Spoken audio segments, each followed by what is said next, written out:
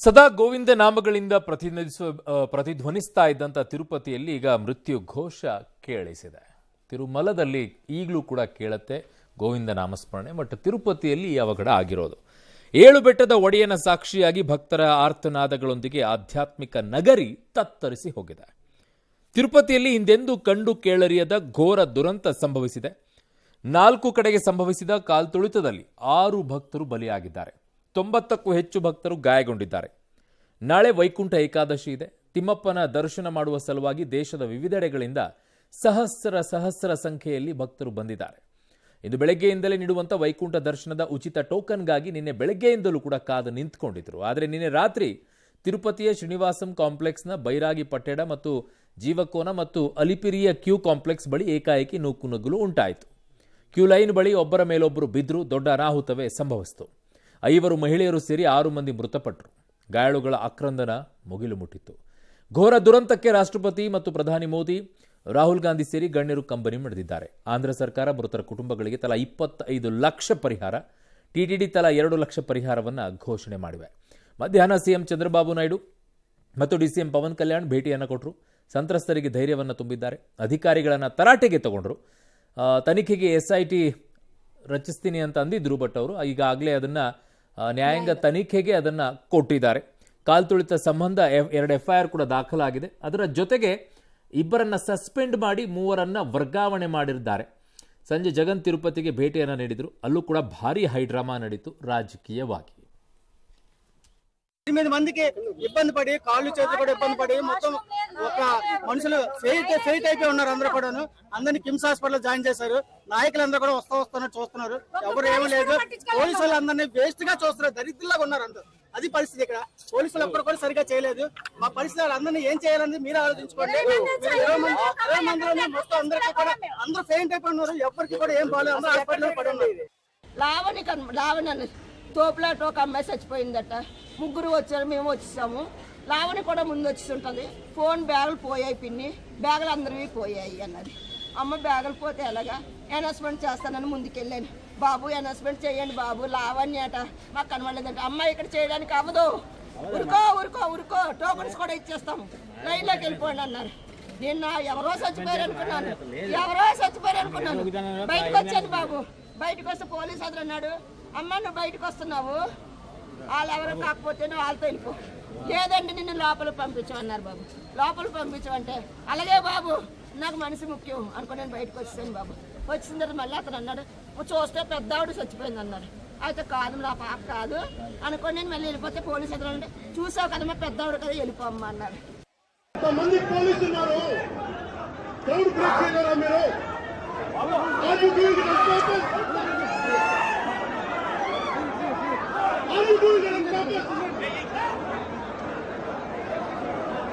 సంఘటన జరిగే కూడా మీకు బాధ్యత లేకపోతే ఎట్లా?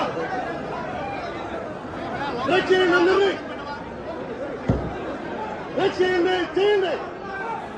ఆఫీసర్ ఎవరైతే ఉన్నారో DSP రమణ కుమార్ అయితే బాధ్యత లేకుండా పనిచేశారు.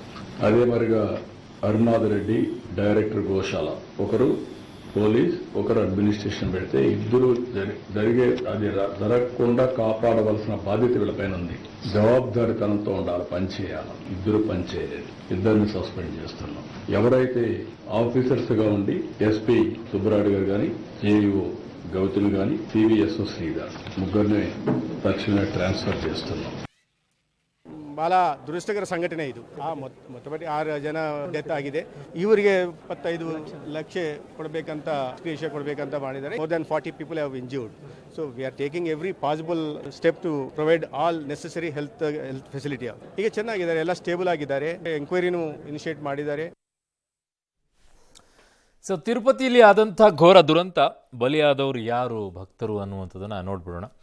ನಿರ್ಮಲಾ ಅಂತೇಳಿ 45 ವರ್ಷ, ಪೊಲ್ಲಾಚಿ ಅವರಿವರು, ಅಲ್ಲಿ ಆಂಧ್ರದಲ್ಲೇ.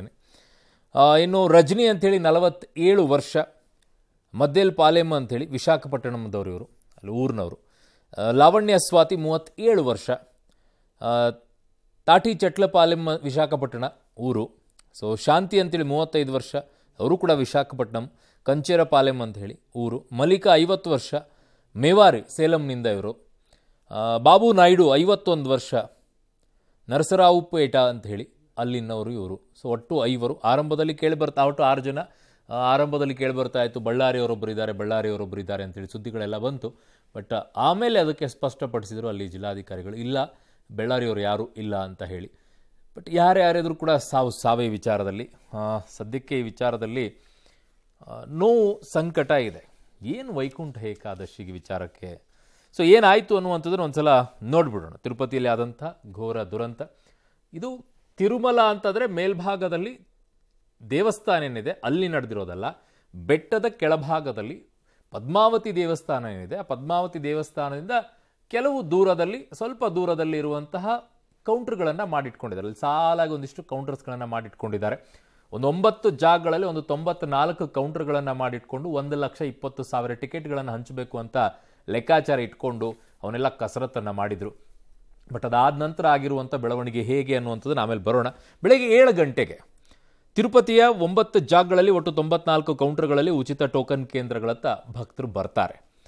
ಬೆಳಗ್ಗೆ 9:30 ಗಂಟೆಗೆ ಎಲ್ಲ ಕ್ಯೂನಲ್ಲಿ ಕೂಡ ಭರ್ತಿ ಆಗೋಗ್ಬಿಡುತ್ತೆ. ಎಂಟ್ರಿ ಬಳಿ ಭಕ್ತರು ನಿಂತ್ಕೊಳ್ತಾರೆ, ಗೇಟ್ಗಳ ಬಳಿ. ವ್ಯವಸ್ಥೆ ಇರಲ್ಲ ಅನ್ನೋದಕ್ಕೆ ಅದೊಂದು ಸಾಕ್ಷಿಯಾಗಿ ನಿಮಗೆ. ಸಂಜೆ 4:30 ಗಂಟೆಗೆ ರಾತ್ರಿ 9 ಗಂಟೆಗೆ ಟೋಕನ್ ವಿತರಣೆ ಆರಂಭ ಅನ್ನುವಂಥ ಪ್ರಕಟಣೆಯನ್ನು ಮಾಡಿಬಿಡ್ತಾರೆ. ಅಲ್ಲಿಗೆ ಮುಗೀತಲ್ಲ, ಇಂಥದ್ದು ಅನೌನ್ಸ್ ಮಾಡಿಬಿಟ್ರೆ. ಸಂಜೆ 6:30 ಗಂಟೆಗೆ ಟೋಕನ್ ವಿತರಣೆ ಕೌಂಟರ್ನಲ್ಲಿ ಸಿಬ್ಬಂದಿ ಕಾಣಿಸಿಕೊಳ್ತಾರೆ. ಸಂಜೆ 6:30ಕ್ಕೆ ಇವ್ರು ಹೇಳಿದ್ದು 9 ಗಂಟೆಗೆ ಟಿಕೆಟನ್ನು ಕೊಡ್ತೀವಿ ಅಂತ ಹೇಳಿ. ಸಂಜೆ 7 ಗಂಟೆಗೆ ಜೀವಕೋನ್ ಟೋಕನ್ ಕೇಂದ್ರದಲ್ಲಿ ಮೊದಲಿಗೆ ಅಲ್ಪ ಪ್ರಮಾಣದ ನೂಕುನುಗ್ಗಲಾಗುತ್ತೆ. 7:30 ಗಂಟೆಗೆ ಶ್ರೀನಿವಾಸಂ ಕಾಂಪ್ಲೆಕ್ಸ್ನ ಕ್ಯೂ ಲೈನಲ್ಲೂ ಕೂಡ ಏಕಾಏಕಿ ನೂಕಲು ಉಂಟಾಗುತ್ತೆ. ಪೊಲೀಸರು ಸಿಬ್ಬಂದಿ ತಡೆಯೋಕೆ ನೋಡ್ತಾರೆ, ಕಾಲ್ ತುಳಿತ ಆಗುತ್ತೆ 7:30 ಸುಮಾರಿಗೆ. ರಾತ್ರಿ 8 ಗಂಟೆಗೆ ಬೈರಾಗಿ ಪಟ್ಟೇಡ ಮತ್ತು ಜೀವಕೋನ್ ಮತ್ತು ಅಲಿಪಿರಿಯಲ್ಲೂ ಕೂಡ ಕಾಲ್ ತುಳಿತ ಸಂಭವಿಸುತ್ತೆ. ಸಂಜೆ 8:30ಕ್ಕೆ ಕಾಲ್ ತುಳಿತದಲ್ಲಿ 90ಕ್ಕೂ ಹೆಚ್ಚು ಮಂದಿಗೆ ಗಾಯ, 6 ಭಕ್ತರು ಸಾವನ್ನಪ್ಪಿದ್ದಾರೆ ಅನ್ನುವಂಥದ್ದು ಮಾಹಿತಿಗಳು ಆಚೆ ಬರೋಕ್ಕೆ ಶುರುವಾಗುತ್ತೆ. ಯಾಕೆ ಹೀಗಾಯಿತು ಅಂತಂದಾಗ ಎಸ್ ನೋಡೋಣ. ಇನ್ನು ನಾಳೆಯಿಂದ 3 ದಿನ ವೈಕುಂಠ ದರ್ಶನದ ಭಾಗವಾಗಿ ಟಿಟಿಡಿ ಒಟ್ಟು 1,20,000 ಟೋಕನ್ ವಿತರಿಸಲು ವ್ಯವಸ್ಥೆಯನ್ನ ಮಾಡಿಕೊಂಡಿತ್ತು. ದಿನಕ್ಕೆ 40,000ದಂತೆ ದರ್ಶನ ಟೋಕನ್ಗಳನ್ನು ತಿರುಪತಿಯ 9 ಕಡೆ ಇಂದು ನಸುಕಿನ ಜಾವ 5 ಗಂಟೆಯಿಂದ ಭಕ್ತರಿಗೆ ವಿತರಣೆ ಮಾಡಲು ತಯಾರಿ ನಡೆಸಿಕೊಂಡಿತ್ತು. ಇದರ ನಡುವೆ ದುರಂತ ಘಟಿಸಿ ಹೋಗಿದೆ. ಅಷ್ಟಕ್ಕೂ ಕಾಲ್ತುಳಿತ ದುರಂತ ಸಂಭವಿಸಲು ಕಾರಣ ಏನು ಅನ್ನೋದನ್ನ ವಿವರವಾಗಿ ನೋಡೋಣ. ಸೊ ಏನು ಈ ಘಟನೆಗೆ ಕಾರಣ ಅಂತಂದ್ರೆ, ದಿನಕ್ಕೆ 40,000 ಉಚಿತ ಟೋಕನ್ ವಿತರಣೆಗೆ ಪ್ಲಾನ್ ಅನ್ನು ಮಾಡಿಕೊಂಡಿದ್ದು. ಅಂದರೆ 3 ದಿನಕ್ಕೋಸ್ಕರ ಪ್ರತಿದಿನ 40,000 ಅಂತ ಹೇಳಿ 1,20,000 ಕೊಡುವಂತ ಟಿಕೆಟ್ ಪ್ಲಾನ್ ಇದ್ದಿತ್ತು ಇಲ್ಲಿ. ಹಾಗಾಗಿ ನಿರೀಕ್ಷೆ ಮೀರಿ ಭಕ್ತ ಸಾಗರ ಬಂತು. ಇದು ಹೊಸದಲ್ಲ, ತಿರುಪತಿಯಲ್ಲಿ ನಿರೀಕ್ಷೆ ಮೀರಿ ಭಕ್ತ ಸಾಗರ ಬರುವಂಥದ್ದು ಹೊಸದಲ್ಲ ಇದು. ಆದರೆ ವ್ಯವಸ್ಥೆಯನ್ನ ಸರಿಯಾಗಿ ಮಾಡ್ಕೊಳ್ಳಿಲ್ಲ, ಅವ್ಯವಸ್ಥೆಯನ್ನ ಮಾಡಿಟ್ಕೊಂಡಿದ್ರು. ಮತ್ತು ಆ ಸಂದರ್ಭದಲ್ಲಿ ಪೊಲೀಸರು ನಡ್ಕೊಂಡಿರುವಂಥ ರೀತಿ ಇದೆಯಲ್ಲ, ಅದು ತುಂಬ ಆರೋಗ್ಯಂಟ್ ಆಗಿತ್ತು ಅನ್ನುವಂಥದ್ದು ಅಲ್ಲಿದ್ದಂಥ ಭಕ್ತರು ಹೇಳ್ತಾ ಇದ್ದಿದ್ದು. ಏಕಾಏಕಿಯಾಗಿ ಎಲ್ಲ ಕೌಂಟರ್ಗಳು ಓಪನ್ ಆಗುತ್ತೆ ಅಂತಂದಾಗ ಗೇಟ್ನಲ್ಲಿದ್ದವ್ರನ್ನ ಗೇಟನ್ನು ನೇರವಾಗಿ ಓಪನ್ ಮಾಡಿಬಿಟ್ರು. ಎಲ್ಲರೂ ಓ ಅಂತ ಗೊತ್ತಲ್ಲ ನಿಮಗೆ, ನಮ್ಮ ಜನನೂ ಹಾಗೆ. ಅಲ್ಲಿ ಫ್ರೀಯಾಗಿ ಸಿಗ್ತಾ ಇದೆ ಅಂತಂದಾಗ ತಾಳ್ಮೆ ಇರೋದಿಲ್ಲ, ಕ್ಯೂನಲ್ಲಿ ನಿಂತ್ಕೊಳ್ಳೋದಿಲ್ಲ. ನಾನೇ ಫಸ್ಟ್ ಹೋಗಬೇಕು ಅನ್ನುವಂಥದ್ದು ಜೀವನದಲ್ಲಿ, ನಾನೇ ಫಸ್ಟ್ ಹೋಗ್ಬೇಕು ಅನ್ನೋದು ಬರುತ್ತೋ ಇಲ್ಲೋ ನನಗಂತೂ ಗೊತ್ತಿಲ್ಲ. ಆದರೆ ಇಂತಹ ಸಂದರ್ಭದಲ್ಲಿ ಮಾತ್ರ ನಾನೇ ಫಸ್ಟ್ ಹೋಗಬೇಕು, ನಾನೇ ತೊಗೊಂಡು ಬರಬೇಕು ಟಿಕೆಟ್ ಅನ್ನೋದು ಜಾಸ್ತಿ ಇರುತ್ತೆ. ಹೋದ್ರು ಎಲ್ಲ ಓ ಅಂತ ಮಕ್ಕಳಿರ್ತಾರೆ, ವಯಸ್ಸಾಗಿರ್ತಾರೆ, ಯೋಚನೆನೇ ಇಲ್ಲ. ಅವ್ರಿಗಿರೋದು ಒಂದೇ, ಟಿಕೆಟ್ ತೊಗೋಬೇಕು ಅಷ್ಟೇ. ಗೇಟ್ ಓಪನ್ ಮಾಡಿದ್ರು, ನುಗ್ಗಿದ್ರು ಏಕಾಏಕಿಯಾಗಿ. ಪರಿಣಾಮ ಕಾಲು ತುಳಿತ ಆಯಿತು, ಬಿದ್ದರು ಕೆಳಗಡೆಗೆ. ಅವ್ರ ಮೇಲೆ ತುಳ್ಕೊಂಡು ಹೋದರು. ಹೋಗಿದ್ದು ಯಾವ ಜಾಗಕ್ಕೆ, ಯಾರನ್ನು ನೋಡಬೇಕು ಅಂತ ಹೋಗಿದ್ದು? ವೈಕುಂಠ ಏಕಾದಶಿ. ಈ ವೈಕುಂಠ ಏಕಾದಶಿ ಅಂದರೆ ಏನು? ವೈಕುಂಠ ಏಕಾದಶಿ ಅಂತಂದರೆ ಅವತ್ತಿನ ದಿನ ವೈಕುಂಠ ಲೋಕದ ಬಾಗಿಲು ತೆರೆದಿರುತ್ತೆ ಅಂತ ಹೇಳಿ.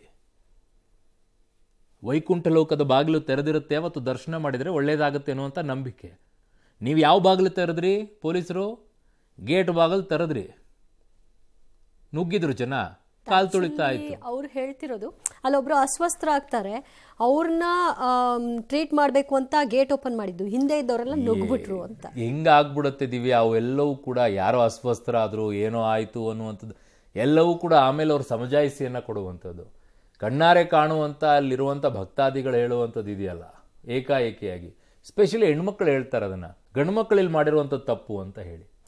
ನುಗ್ಗಿಬಿಟ್ರು ಗಂಡು ಮಕ್ಕಳಿಲ್ಲ ಅಂತ ಹೇಳಿ, ತಾಳ್ಮೆ ಇರಲಿಲ್ಲ ಅಂತ ಹೇಳಿ ಹೇಳ್ತಾರಲ್ಲ ತುಂಬ ಜನ ಮಾತಾಡಿದಾಗ ಕೇಳಿಸ್ಕೊಂಡಾಗ. ಸೊ ಅಗತ್ಯ ಪ್ರಮಾಣದಲ್ಲಿ ಪೊಲೀಸರ ನಿಯೋಜನೆಯಲ್ಲಿ ವೈಫಲ್ಯ ಕಾಣಿಸುತ್ತೆ. ಟೋಕನ್ ಸಿಬ್ಬಂದಿಯೊಬ್ಬರಿಗೆ ಅನಾರೋಗ್ಯ ಆಗುತ್ತೆ, ಆಸ್ಪತ್ರೆಗೆ ಕರೆದೊಯ್ಯೋಕ್ಕೆ ಗೇಟನ್ನು ಓಪನ್ ಮಾಡ್ತಾರಂತೆ. ಟೋಕನ್ ಕೊಡ್ತಾರೆ ಅಂತ ಭಾವಿಸಿ ಏಕಾಏಕಿಯಾಗಿ ಮುಗಿಬೀಳ್ತಾರೆ ಭಕ್ತರು. ಕನಿಷ್ಠ ಕಾಮನ್ ಸೆನ್ಸು ಇರಲಿಲ್ವಾ ಅಂತ ಅಲ್ಲಿರುವಂಥ ಪೊಲೀಸರಿಗೆ. ನಾವು ಎಷ್ಟೋ ಸಲ ತಿರುಪತಿಗೆ ಹೋಗಿದ್ದೀವಿ, ಕೆಲವು ಸಂದರ್ಭದಲ್ಲಿ ತುಂಬ ಆ್ಯರೋಗೆಂಟ್ ಆಗಿ ವರ್ತಿಸ್ತಾರೆ. ನಿಮಗೂ ತುಂಬ ಅನುಭವ ಆಗಿರುತ್ತೆ, ತುಂಬ ಆ್ಯರೋಗೆಂಟ್ ಆಗಿ ವರ್ತಿಸ್ತಾರೆ ಅಲ್ಲಿರುವಂಥವ್ರು. ನೀವು ಯಾವ ಲೆಕ್ಕಕ್ಕಿದ್ದು, ನೀವೇನಿದ್ದೀರಾ ಏನೂ ಯಾರಿಗೂ ಗೊತ್ತಿಲ್ಲ, ನೀವು ಬಂದಿರ. ಅದು ಹೆಂಗಾಗ್ಬಿಟ್ಟಿದೆ ಅಂದರೆ ಭಾಳ ತುಂಬ ಜನಕ್ಕೆ ಬೇಸರ ಆಗ್ಬೋದು. ಒಂಥರ ಬಿಸ್ನೆಸ್ ಸೆಂಟರ್ ಥರ ಆಗೋಗ್ಬಿಟ್ಟಿದೆ ತಿರುಪತಿ. ಅಲ್ಲಿ ದೇವ್ರನ್ನ ದರ್ಶನ ಮಾಡೋಕ್ಕೆ ಹೋಗಬೇಕು, ವಿಷ್ಣು ಇದ್ದಾನೆ ಅಂತೇಳಿ ಹೋಗ್ತಾರೆ ಜನ, ಶ್ರೀನಿವಾಸನ ದರ್ಶನ ಮಾಡಬೇಕು ಅಂತೇಳಿ. ಅದನ್ನು ಒಂಥರ ಬಿಸ್ನೆಸ್ ಸೆಂಟರ್ ಥರ ಮಾಡಿಟ್ಕೊಂಡ್ಬಿಟ್ಟಿದ್ದೀರ ಅಲ್ಲಿ. ಹಾಗೆ ಆಗ್ಬಿಟ್ಟಿದೆ. ಅದು ಬೇಜಾರಾಗುತ್ತೆ ಹೇಳೋಕ್ಕೆ ಒಂದೊಂದ್ಸಲ. ಟೋಕನ್ ಕೊಡ್ತಾರೆ ಅಂತ ಹೋಗಿ ನೋಗ್ತಾರೆ, ನೂಕು ನಗಲು ತಡೆಯೋಕ್ಕೆ ಸಿಬ್ಬಂದಿ ವಿಫಲರಾಗ್ತಾರೆ, ಕಾಲು ತುಳಿತ ಆಗುತ್ತೆ. ಟೋಕನ್ ವಿತರಣಾ ಕೇಂದ್ರಗಳ ಬಳಿ ಸರಿಯಾದ ಆಂಬ್ಯುಲೆನ್ಸ್ ವ್ಯವಸ್ಥೆ ಇರಲಿಲ್ವಂತೆ. ಒಂದೆರಡು ಆಂಬ್ಯುಲೆನ್ಸ್ ಇತ್ತಂತೆ, ಬಟ್ ಡ್ರೈವರು ಸಿಬ್ಬಂದಿ ಇರಲಿಲ್ವಂತೆ. ಎಲ್ಲ ಕಡೆನೂ ಇದೇ ಪರಿಸ್ಥಿತಿ ಬಿಡಿ. ಸಕಾಲಕ್ಕೆ ಚಿಕಿತ್ಸೆ ಸಿಗದಿರೋದು ಸಾವಿನ ಸಂಖ್ಯೆ ಹೆಚ್ಚಾಗೋಕೆ ಕಾರಣ ಅಂತ ಹೇಳ್ತಾ ಇದ್ದಾರೆ. ಈ ನೂಕು ನುಗ್ಗಲು ಆದಂಥ ಸಂದರ್ಭದಲ್ಲಿ ಏನಾಗ್ಬಿಡುತ್ತೆ ಅಂತಂದರೆ ಒಂಥರ ನಿಮಗೆ ಉಸಿರುಗಟ್ಟದಂಗೆ ಆಗ್ಬಿಡುತ್ತೆ. ಆಲ್ಮೋಸ್ಟ್ ಅಲ್ಲಿ ತಲೆ ತಿರುಗುವಂಗೆ ಪರಿಸ್ಥಿತಿಗೆ ಆಗ್ಬಿಡುತ್ತೆ. ಕಾರಣ ಬೇಕಾಗಿರುವಂಥ ಗಾಳಿ, ಆಕ್ಸಿಜನ್ ಏನಿದೆ ನಿಮಗೆ ಸಿಗೋದಿಲ್ಲ ಸಮರ್ಪಕವಾಗಿ. ತಳ್ಳಾಟ ನಡೀತಾ ಇರುತ್ತೆ. ಅದರಲ್ಲಿ ಆಲ್ರೆಡಿ ಹೋಗ್ಬಿಟ್ಟಿರ್ತಾರೆ, ಅಲ್ಲಿ ತಳ್ಳಿ ಇಲ್ಲಿ ತಟ್ಟಿ ಹೋಗತ್ಲಾಗಿ ಅಂದ್ಕೊಂಡು ಅನ್ನೋ ರೀತಿಯಲ್ಲಿ ಪರಿಸ್ಥಿತಿ ಆಗೋಗ್ಬಿಟ್ಟಿರುತ್ತೆ. ಕೆಳಗಡೆಗೆ ಬಿದ್ದ ಮೇಲೆ ಯಾರೋ ಕಾಲಿಟ್ಟು ಹೋಗ್ಬಿಟ್ರೆ ಏನಾಗಬೇಕು ಪರಿಸ್ಥಿತಿ ಅಲ್ಲ ಆಗಿದೆ. ವೆರಿ ಸ್ಯಾಡ್ ಪಾರ್ಟ್ ಇದು. ಕೋಆರ್ಡಿನೇಷನ್ ಸರಿಯಾಗಿರಲಿಲ್ಲ ಅನ್ನೋದು ಇಲ್ಲಿ ಸ್ಪಷ್ಟವಾಗಿ ಗೊತ್ತಾಗ್ತದೆ. 100%. ಆಮೇಲೆ ಕೋಆರ್ಡಿನೇಷನ್ಗಿಂತಲೂ ಹೆಚ್ಚಾಗಿ ಆ ವ್ಯವಸ್ಥೆಯನ್ನು ಸರಿಯಾಗಿ ಮಾಡ್ಕೊಳ್ಳಿಲ್ಲ ಅನ್ನೋದು. ಟಿಕೆಟ್ ಕೊಡಬೇಕು ಅನ್ನೋ ನಿಮ್ಮ ಯೋಚನೆ ಸರಿಯಾಗಿತ್ತು, ಫ್ರೀಯಾಗಿ ಕೊಡಬೇಕು, ಜನ ಹೋಗಿ ದರ್ಶನ ಮಾಡಬೇಕು ಅನ್ನೋದು ನಿಮ್ಮ ಯೋಚನೆ ಸರಿಯಾಗಿತ್ತು. ಬಟ್ ಅದನ್ನು ಹೇಗೆ ಕೊಡಬೇಕಾಗಿತ್ತು, ಯಾವ ರೀತಿ ವ್ಯವಸ್ಥೆ ಮಾಡ್ಕೊಳ್ಬೇಕಾಗಿರೋದು ರಾಂಗ್. ಅಲ್ಲಿ ಫೇಲ್ ಆದ್ರು. ಗೇಟ್ ಓಪನ್ ಮಾಡ್ಬಿಟ್ಟು ಏಕಾಏಕಿ ದುಡ್ಡು ಅಂತ ಬಿಟ್ಬಿಟ್ರೆ ಅಷ್ಟು ಕಾಮನ್ ಸೆನ್ಸ್ ಇದ್ದೇ ಇರುತ್ತೆ ಅಲ್ವಾ ಅಲ್ಲಿರೋರಿಗೆ. ಯಾಕಂದ್ರೆ ಅಷ್ಟೊಂದು ಜನ ಹೋಗ್ತಾ ಇದ್ದಾರೆ. ಈಗ ಆಯ್ತಲ್ಲ ಅನ್ನೋದು ಒಂದು ನೋವಿನ ವಿಷಯ. ಬಟ್ ಈಗ ವೈಕುಂಠ ದ್ವಾರವನ್ನ 10 ದಿನಗಳ ಕಾಲ ಓಪನ್ ಇಟ್ಟಿರ್ತಾರಂತೆ ಭಕ್ತರು. ಅದನ್ನ ಈ 10 ದಿನಗಳ ಕಾಲ ದಿವ್ಯಾ, ಕೊನೆಯದಾಗ ಒಂದು ಹೇಳಿ ಮುಂದಿನ ಸುದ್ದಿಗೆ ಹೋಗ್ಬಿಡೋಣ. ನಾನು ಹೇಳೋದು, ದೇವರು ನಿಮಗೆ ಅಲ್ಲೇ ಹೋಗಿ ಇರ್ತಾನೆ ಅನ್ನುವಂಥದ್ದಲ್ಲ. ಟೈಮ್ ಇದ್ದಾಗ ಹೋಗಿ ದರ್ಶನ ಮಾಡ್ಕೊಂಡು ಬನ್ನಿ, ಬೇಡ ಅನ್ನೋದು. ನಿಮ್ಮ ಮನೆಯಲ್ಲಿರುವಂಥ ತಂದೆ ತಾಯಿಯನ್ನ, ವಯಸ್ಸಾಗಿರುವಂಥ ಅಜ್ಜ ಅಜ್ಜಿಯನ್ನ, ಪುಟಾಣಿ ಮಕ್ಕಳನ್ನ, ಹೆಂಡತಿಯನ್ನ ಅಥವಾ ಹೆಂಡತಿ ಗಂಡನನ್ನ ಪ್ರೀತಿಯಿಂದ ನೋಡ್ಕೊಳ್ಳಿ. ದೇವರೇ ಬಂದು ನಿಮ್ಮ ಮನೇಲಿ ವಾಸ ಮಾಡ್ತಾನೆ. ನೀವು ಹೋಗಿ ದೇವರ ದರ್ಶನ ಮಾಡಿ ಹಿಂಗೆಲ್ಲ ಕಾಲು ತೊಳ್ತಾ ಮಾಡ್ಕೊಂಡ್ರೆ ದೇವ್ರು ಖುಷಿ ಆಗುತ್ತೇನ್ರಿ? ಯೋಚನೆ ಮಾಡಿ ಒಂದ್ಸಲ. ಮುಖ್ಯಮಂತ್ರಿಗಳು ಸೋಮವಾರ ಸಿಎಲ್ಪಿ ಸಭೆಯನ್ನ ಕರೆದಿರುವುದು ಪಕ್ಷದ ಒಳಗೆ ಹೊರಗೆ ಭಾರಿ ಚರ್ಚೆ ಆಗ್ತಾ ಇರುವಂತಹ ವಿಚಾರ. ಈ ಬಾರಿಯ ಶಾಸಕಾಂಗ ಪಕ್ಷದ ಸಭೆ ರಾಜ್ಯ ಕಾಂಗ್ರೆಸ್ ಪಾಲಿಗೆ ನಿರ್ಣಾಯಕ ಆಗುತ್ತಾ? ಕಾಂಗ್ರೆಸ್ ಶಾಸಕಾಂಗ ಪಕ್ಷದ ಸಭೆ ಸಿದ್ದರಾಮಯ್ಯ ಮತ್ತು ಡಿಕೆ ಶಿವಕುಮಾರ್ ಬಣಗಳ ಶಕ್ತಿ ಪ್ರದರ್ಶನಕ್ಕೆ ವೇದಿಕೆ ಆಗುತ್ತಾ?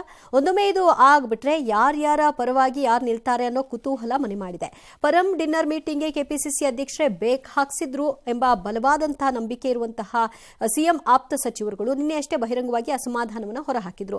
ಇದು ಸಿಎಲ್ಪಿ ಸಭೆಯಲ್ಲೂ ಸ್ಫೋಟವಾಗುವ ಸಾಧ್ಯತೆ ಹೆಚ್ಚಿದೆ. ಆದರೆ ಸದ್ಯಕ್ಕೆ ಇದೆಲ್ಲ ಬೇಡ, ಸುಮ್ನಿರಿ ಎಂಬ ಸಂದೇಶವನ್ನ ಸಿಎಂ ರವಾನಿಸಿದ್ರೆ ಕಾಂಗ್ರೆಸ್ ಪಕ್ಷದ ಶಾಸಕಾಂಗ ಸಭೆ ಕೂಲಾಗಿಯೇ ನಡೀಬಹುದು ಅಂತಲೂ ಹೇಳಲಾಗ್ತಿದೆ. ಈ ಮಧ್ಯೆ ಎಐಸಿಸಿ ನಾಯಕರ ಸಮಕ್ಷಮದಲ್ಲೇ ಸಿಎಲ್ಪಿ ಸಭೆ ನಡೀಬೇಕು, ರಾಜ್ಯ ಉಸ್ತುವಾರಿ ರಣದೀಪ್ ಸುರ್ಜೇವಾಲಾ ಇರಬೇಕು ಎಂಬ ಹೈಕಮಾಂಡ್ಗೆ ಕೆಪಿಸಿಸಿ ಅಧ್ಯಕ್ಷರೂ ಆಗಿರುವ ಡಿಸಿಎಂ ಡಿಕೆ ಶಿವಕುಮಾರ್ ಮನವಿ ಮಾಡಿದ್ದಾರೆ ಎನ್ನಲಾಗ್ತಾ ಇದೆ. ಆದರೆ ಸಿಎಲ್ಪಿ ಸಭೆಯನ್ನ ಯಾಕೆ ಕರೆದಿದ್ದಾರೆ ಅನ್ನೋದು ಗೊತ್ತಿಲ್ಲ. ಪಕ್ಷದಲ್ಲಿ ಯಾವುದೇ ಗೊಂದಲ ಇಲ್ಲ, ಯಾರೂ ಆತಂಕಕ್ಕೆ ಒಳಗಾಗಿಲ್ಲ ಅಂತ ಸಚಿವ ಪರಮೇಶ್ವರ್ ತಿಳಿಸಿದ್ದಾರೆ. ಡಿನ್ನರ್ ಮೀಟಿಂಗ್ ರದ್ದಾಗಿಲ್ಲ, ಮುಂದೂಡಿದ್ದೇವೆ ಅಷ್ಟೇ ಎನ್ನುವ ಹೇಳಿಕೆಯನ್ನ ಮಗದೊಮ್ಮೆ ಪುನರುಚ್ಚರಿಸಿದ್ದಾರೆ. ಕರೆದಿದ್ದಾರೆ, ಇನ್ನು ಅಜೆಂಡಾ ಏನಂತ ಗೊತ್ತಿಲ್ಲ. ಗೊಂದಲ ಎಲ್ಲಿದೆ ಅಂತ ಮುಂದೂಡಿದ್ದೀವಿ. ಅದಕ್ಕೆ ಅನೇಕ ಕಾರಣಗಳಿದ್ದಾವೆ. ಅವರು ಎಐಸಿಸಿನವರು ನಾವು ಭಾಗವಹಿಸ್ತೀವಿ ಅಂತ ಹೇಳಿದ್ದಾರೆ.